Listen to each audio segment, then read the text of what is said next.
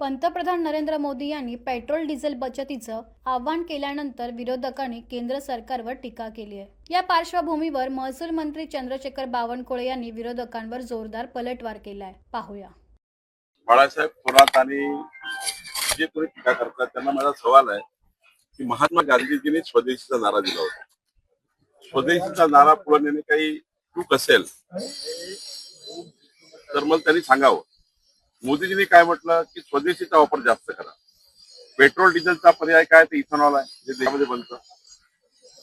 विजेचा पर्याय गॅस सिलेंडरचा पर्याय काय तर आपल्या देशामध्ये सोलर शेगडी आहे।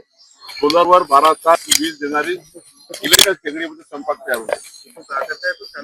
गॅस सिलेंडर 50% कमी करता येतं। त्या ठिकाणी सोनं चांदी विदेशातलं आयात करण्याऐवजी आपल्या देशातलं सोनं चांदी त्या ठिकाणी आपल्या फिरलं पाहिजे। विदेशात पैसे देऊन काय उपयोग आहे।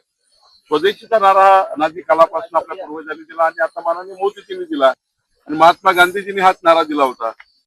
महात्मा गांधीवर टीका करतील का बाळासाहेब थोरात आणि विरोधक? शेवटी मोदीजींनी सांगितलं तेच महात्मा गांधीजींनी म्हटलं होतं, तेच त्या ठिकाणी आपल्या पूर्वजांनी सांगितलं आहे। मला असं वाटतं याच्यामध्ये हे राजकारण करू नये। जनतेला पुन्हा काउन्सिलिंग केलं पाहिजे।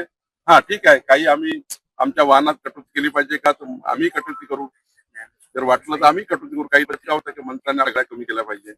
आम्ही त्या ठिकाणी काही असं नाही की आम्ही करणार नाही। तर त्या ठिकाणी नुसतं विरोधासाठी विरोध करू नका।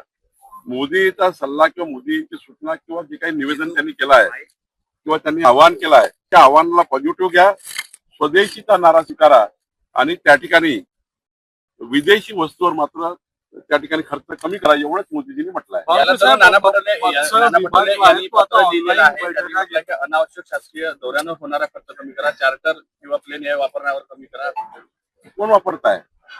एखाद वेळी अर्जंट असेल तरच वापरताय, कोणी खूप तातडीचं आहे। आपण बघा माझ्या वर्षभराच्या याच्यामध्ये मी 4-5दा आणि जेव्हा अर्जंट तेव्हाच गेलो। आमचे मंत्री जात नाही फार।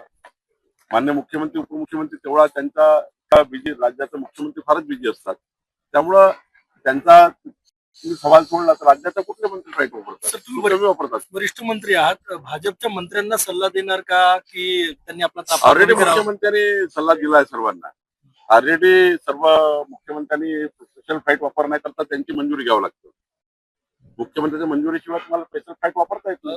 तुम्ही महसूल खात्याच्या बैठका आता इथून पुढे ऑनलाईन किंवा जे महसूल खात्यात ऑफलाईन माझ्या जास्तीत जास्त बैठका ऑनलाईनच असतात। मी कधी कलेक्टरला आपल्या ऑफिसला बोलवत नाही। मी कुठल्याही विभागीय आयुक्ताला माझ्या ऑफिसला बोलवत नाही। मॅक्झिमम बैठका ते कलेक्टर सोलापूरला होते, नागपूरला, यांनाही माहिती आहे।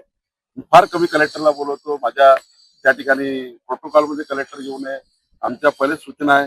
त्यामुळं आम्ही फार अधिकाऱ्यांना फार ड्रायव्हर करायला लावत नाही। आम्ही ऑनलाईनच त्या ठिकाणी करतो आणि तसं सोल्युशन काढतो। उद्योग क्षेत्रात अस्वस्थता आहे, यामुळे अशी विरोधक टीका करतायत। विरोधकामध्ये अस्वस्थता आहे।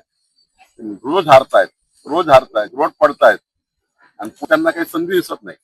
247 पण त्यांची विकेट गेली आहे। त्यामुळे त्यांना आता वाटतं की हे विरोध केल्याने काही जमून जाईल। पण देशाची जनता मोदींचं आव्हान स्वीकारता आणि पुढे जात आहे।